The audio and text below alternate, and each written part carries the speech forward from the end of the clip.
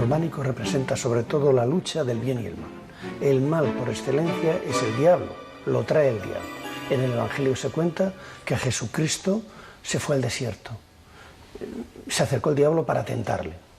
El diablo es el ángel caído que por su soberbia quiere igualarse a Dios. Es una cierta representación y un ataque contra la soberbia y contra el pensamiento elevado. En la representación primera que aparece, la más clara, está en los beatos. Es el rey de los infiernos. Viene del mundo oriental, fundamentalmente de las tentaciones de los anacoretas y los eremitas. San Antonio Abad, por ejemplo. Son los beatos, con sus textos apocalípticos, los que recogen su representación, que posteriormente pasa a los capiteles y a toda la iconografía románica. Contaba Orígenes que cada vicio lleva consigo un demonio con sus colaboradores. En esta miniatura que estaba cosida al Beato de Silo se representa el infierno, y la lujuria y la avaricia son los únicos pecados que aparecen. Lógicamente con ellos hay diablos. Belcebú, el señor de las moscas; Radamas, juez de los infiernos en la antigüedad clásica; Átimos, con la lujuria y una pareja fornicadora. En el centro, el condenado, que es un avaro mordido por dos serpientes. Se representa a San Miguel, que es el que pesa las almas, lo bueno y lo malo. Y Barrabás, que es la cuarta representación del diablo, hace trampas para desnivelar la balanza. El encargado de interceder por los hombres ante Dios es San Miguel.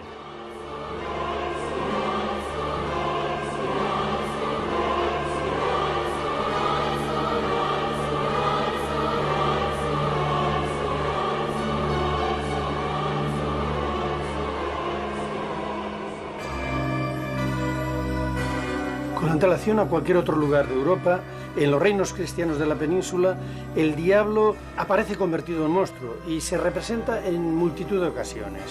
Con el diablo vienen los castigos, que se detallan con cada pecado, como se ve en estos frescos, que son góticos ya, pero que están en una iglesia puramente románica, como es la ermita de Santa Eulalia, en barrio de Santa María.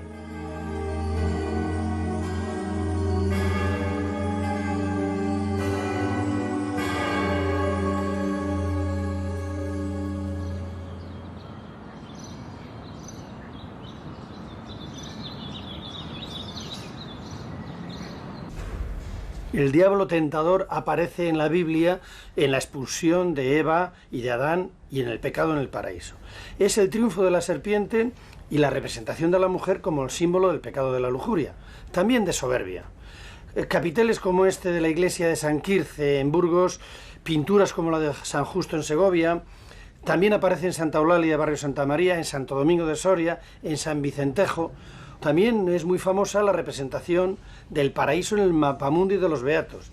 Todos ellos indican la popularidad de este tema en los reinos cristianos de Castilla y León.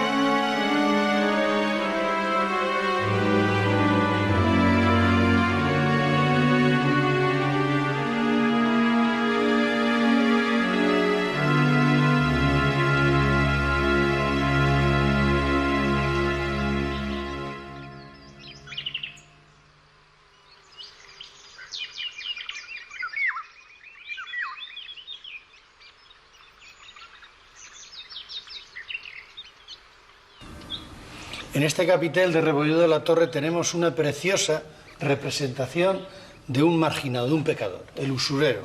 Está con la bolsa colgada al cuello y está ya en manos del diablo. El demonio se ha hecho con él porque es un gran pecador.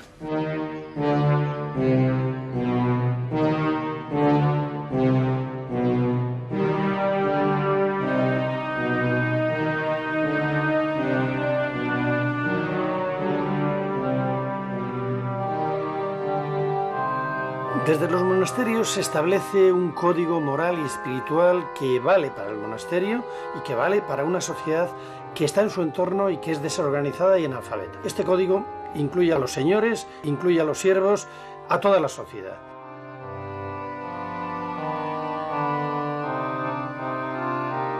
Las predicaciones de los monasterios van contra los excesos. Bien es cierto que el comercio es necesario para el avance de las ciudades, pero sin embargo el abuso de los precios y sobre todo el préstamo con usura pone en peligro pues el bienestar de las gentes. Por eso la figura de Judas y la traición, el comercio abusivo, el préstamo abusivo son condenados en los sermones.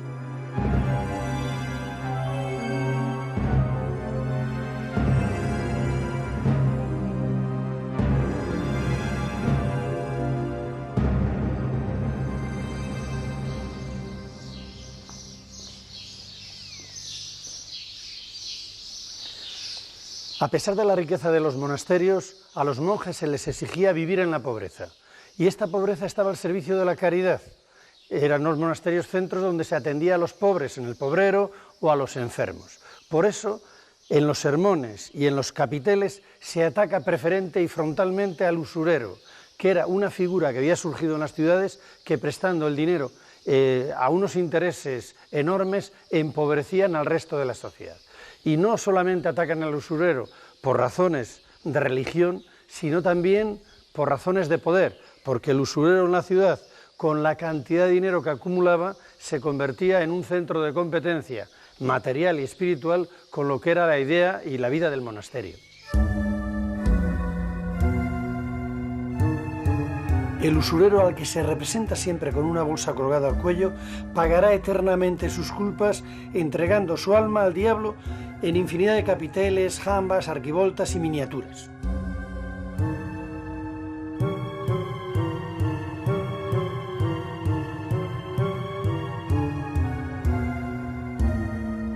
El otro gran pecado de tradición bíblica es la lujuria, a la que se representa con forma de mujer. Uno de los 7 ángeles dijo: «Ven, que te voy a enseñar el juicio de la gran prostituta, que está sentada sobre las vastas aguas, con la cual han fornicado los reyes de la tierra y ha emborrachado a sus habitantes con el vino de la lujuria», dice San Juan en el Apocalipsis.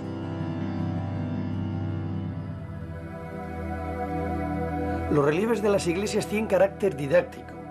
Por ejemplo, estos canecillos de San Pedro de Tejada de Burgos advierten de los vicios de la lujuria con imágenes que son directamente obscenas.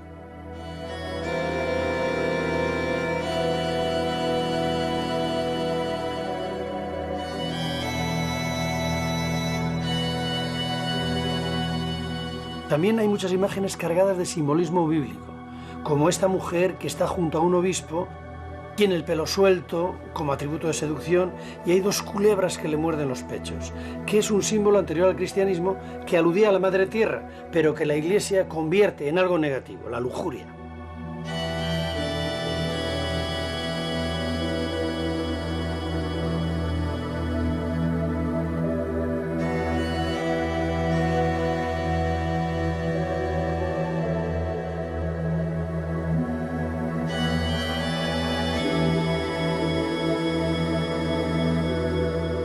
Esta iglesia de Cervatos en Cantabria es probablemente el mayor muestrario, tanto en canecillos como en capiteles, de toda clase de obscenidades en torno al sexo.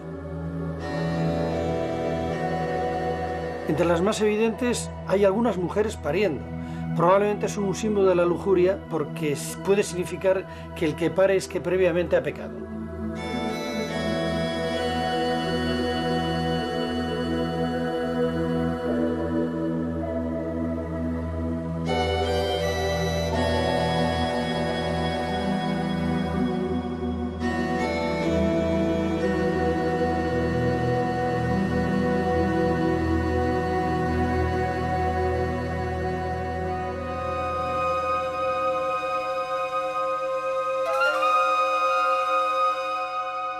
Uno de los ejemplos mejor conservados del símbolo de la lujuria está en la pila bautismal de esta iglesia de Rabanal de las Llantas de Palencia.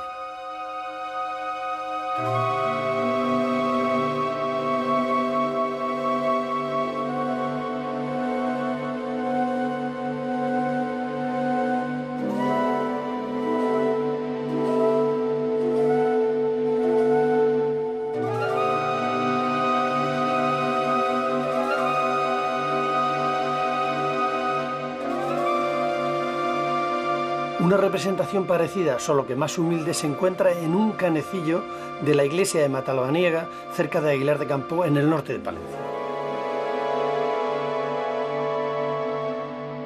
En este canecillo de la iglesia de Sequeras del Fresno hay un coito cuya claridad de representación asusta.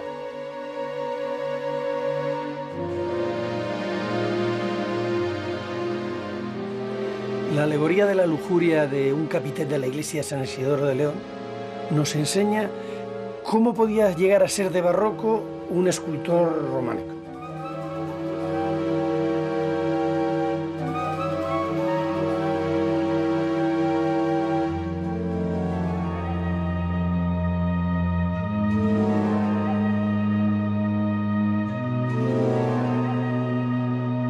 La idea de que todos somos concebidos con pecado se convierte en soporte de mensajes obscenos, como este de la iglesia de Cilla Mayor, donde se identifica a la mujer con la lujuria, incluso en el parto.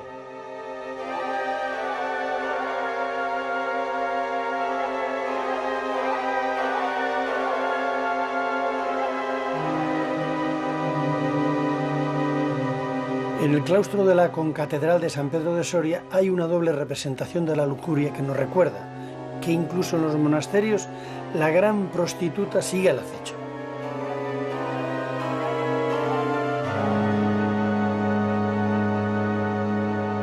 Eva trajo el pecado a este mundo, así que para la mujer solo hay un modelo, o la virginidad, modelo de la Virgen, o la maternidad, pero dentro del matrimonio.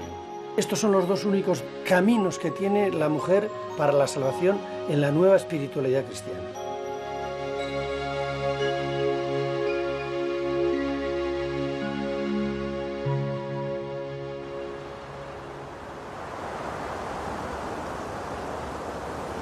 La sociedad medieval era una sociedad muy estamentada. Salvo los religiosos, los guerreros y los nobles, el resto de la población tenía serias dificultades para encontrar un buen acomodo en la sociedad. La lacra mayor que había en aquella sociedad, evidentemente, y la mayor marginación, era la pobreza. Las inclemencias del tiempo, el pedrisco, las sequías, producían grandes hambrunas. Afortunadamente, los monasterios tenían la función de alimentar a los pobres, que eran legión. En este monasterio de Aguilar de Campoo estamos delante del pobrero, que era la puerta que se encontraba entre la cocina y la despensa. Ante esta puerta se formaban grandes colas de pobres y mendigos que iban a obtener el socorro de los religiosos.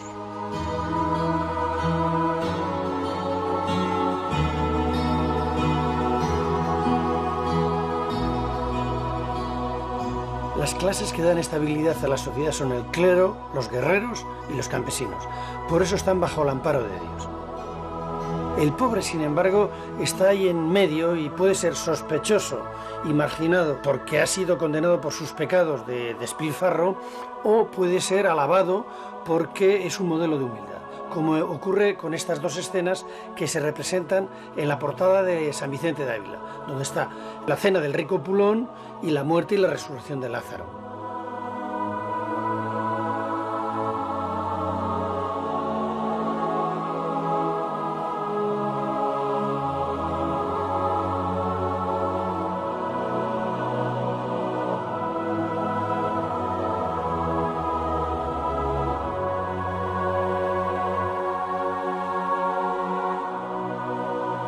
Los grandes marginados en el Evangelio son los enfermos. Su curación o la resurrección de los que mueren glorifica a Jesucristo. De ahí la representación frecuente de resurrecciones como esta de Lázaro en el Panteón de San Isidoro, o de curación de leprosos. Los pobres existen para que ejerzamos en ellos la caridad. Por eso se representa a San Martín compartiendo la capa con un pobre junto a la Plaza Mayor de Salamanca. A Jesucristo y a la Madalena les criticaban cuando ella con el cabello le ungía con un perfume carísimo y decían que eso se le podía dar a los pobres. Siempre les tendréis con vosotros. San Agustín también decía que Dios hizo al pobre para probar al rico y creó al rico para probarle por medio del pobre.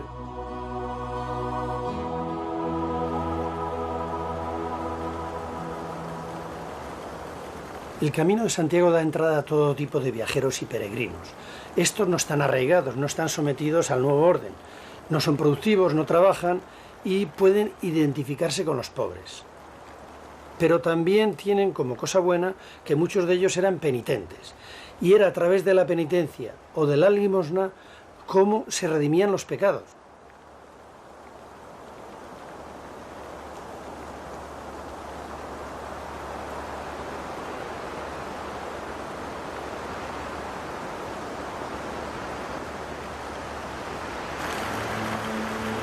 Al propio Jesucristo se le representa como peregrino cuando se aparece a los discípulos de Maús.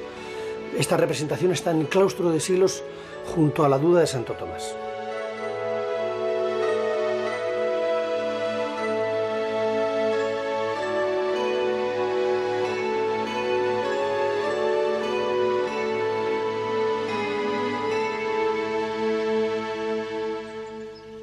El mismísimo apóstol Santiago es representado como peregrino, lo cual no deja de ser una paradoja. Ocurre en Santa Marta de Tera, donde se le representa con la concha sobre el morral.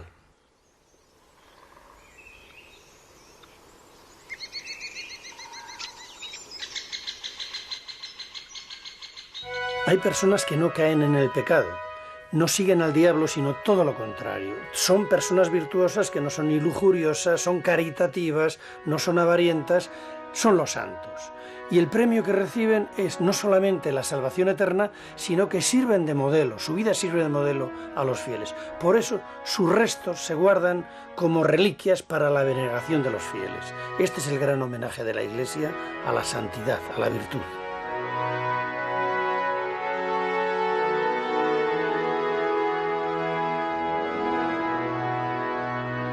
Para guardar las reliquias se hacían verdaderas obras de arte en cajas o arquetas, a veces de marfil. La más importante de las que conocemos es la que guardaba los restos de San Isidoro de León, que está chapada en plata y tiene la representación del paraíso.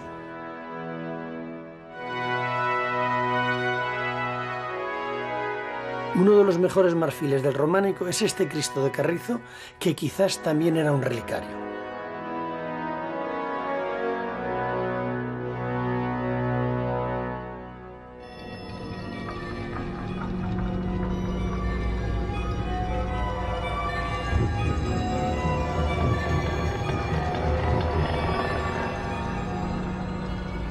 El mundo de lo fantástico se desarrolla plenamente en las miniaturas como esta del Arca de Noé del Beato de Fernando I y posteriormente ya pasa desde las miniaturas a la piedra.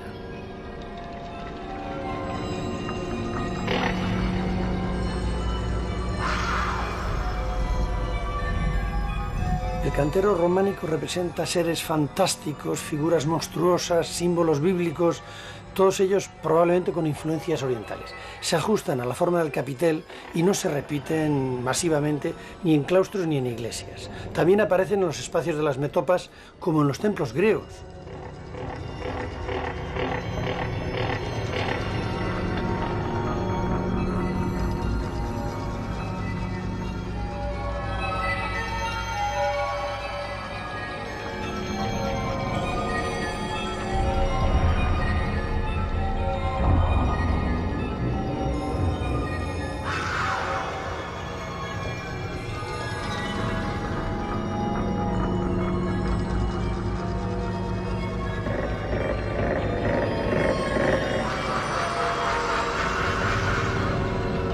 Dentro de las representaciones fantásticas de las portadas románicas, con músicos, escenas bíblicas, no podían faltar representaciones. No son muy abundantes de los extraños, de los marginados, de los seres temibles o de lo desconocido. Y es muy famosa esta representación que hay en la iglesia de Moarbes de la Ojeda, de un ser de raza negra en una ménsula que al parecer representa al diablo. Es curioso que tienen que recurrir a lo más alejado, a lo más exótico, para hacer una representación del maligno.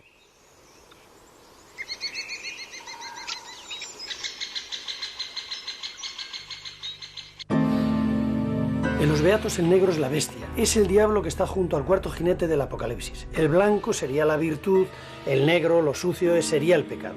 El negro es el que está atado y enjaulado por un ángel y es arrojado al abismo del que tardará 1000 años en salir. Justo 1000 años han pasado después del nacimiento de Cristo y estamos bajo la amenaza del Islam.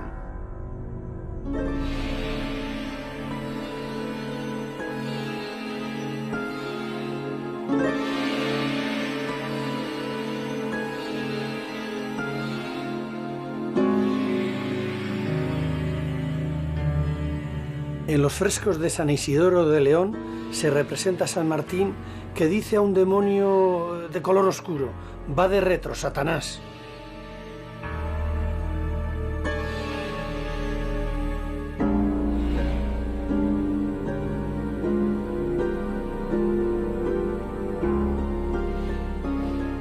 El diablo era tan real en el cristianismo medieval que se le percibía directamente a través de los sentidos. Se le podía ver, se le tocaba, se le olía o daba sus diabólicos consejos directamente en la oreja.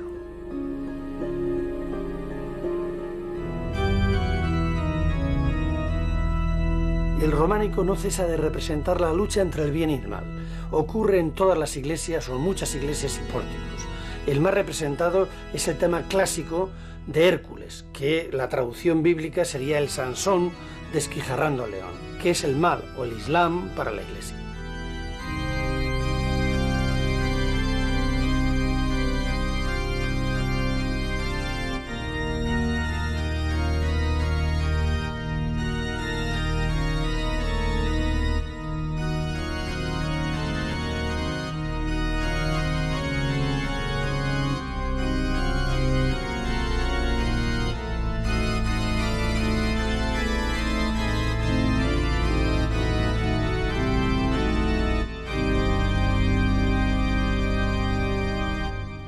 En el mundo fantástico, la representación del bien le corresponde a San Miguel Arcángel por su fidelidad a Dios. A él le encarga el pesaje de las almas. A su lado está el diablo, que está haciendo trampas para llevarse el alma a su molino. Es este papel de mediador entre Dios y las almas el que da la gran importancia que tiene a San Miguel Arcángel en la Iglesia románica. Por eso el tema del pesaje de las almas, con el diablo que está al lado haciendo trampas al lado de la balanza, se repite multitud de veces en las iglesias.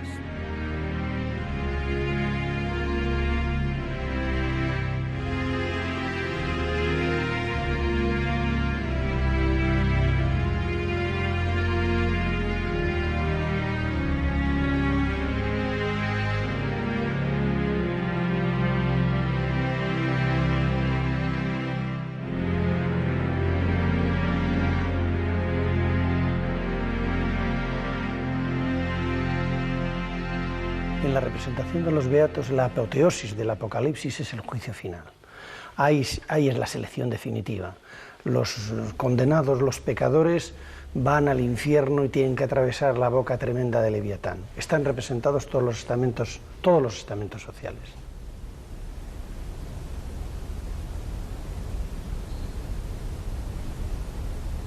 Pero también a muchos les espera la resurrección, la salvación, la llegada a la Jerusalén celeste. Este es el fin de los beatos. Prácticamente ha sido derrotado la bestia, que representa en alguna medida el Islam. A partir de este momento, en el siglo XIII, decae la representación del Apocalipsis.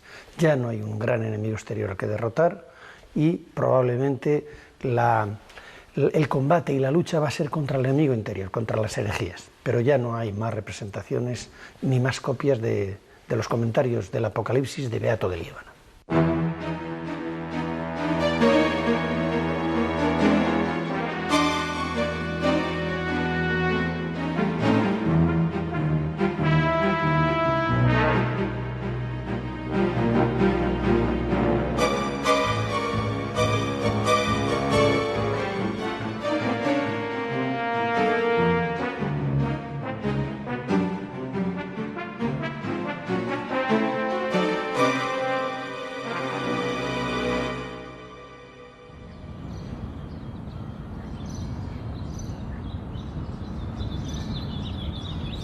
En arquitectura, la representación del bien es la iglesia.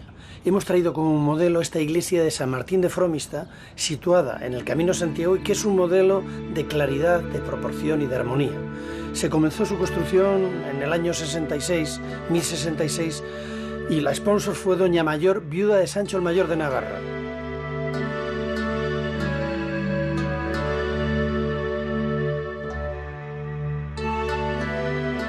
Una de las grandes señas de identidad, quizá la mayor del románico, es esa capacidad que tiene de reinterpretar los aleros clásicos con la cornisa ornamentada, los canecillos figurativos, la decoración en torno a las portadas y ese ir de la decoración de las portadas hasta los ventanales.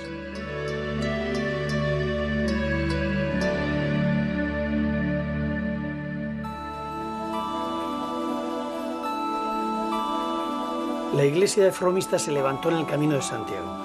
Son evidentes las influencias del románico francés, pero también ha tomado el artista de sepulcros de la proximidad elementos del mundo clásico, y no faltan evidentemente las influencias orientales en la ornamentación vegetal.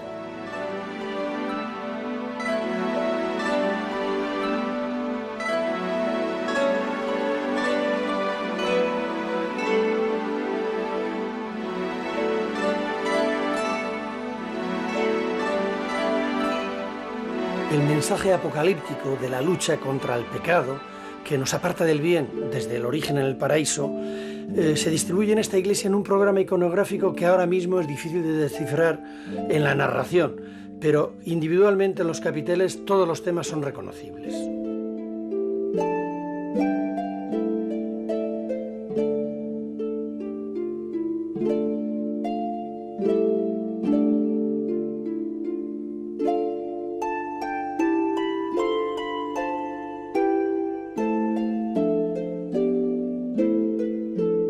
En San Martín de Fromista queda más claro que en ninguna otra parte la verdadera aportación del románico, que es la recuperación de la tradición clásica occidental bajo la unidad de la fe cristiana.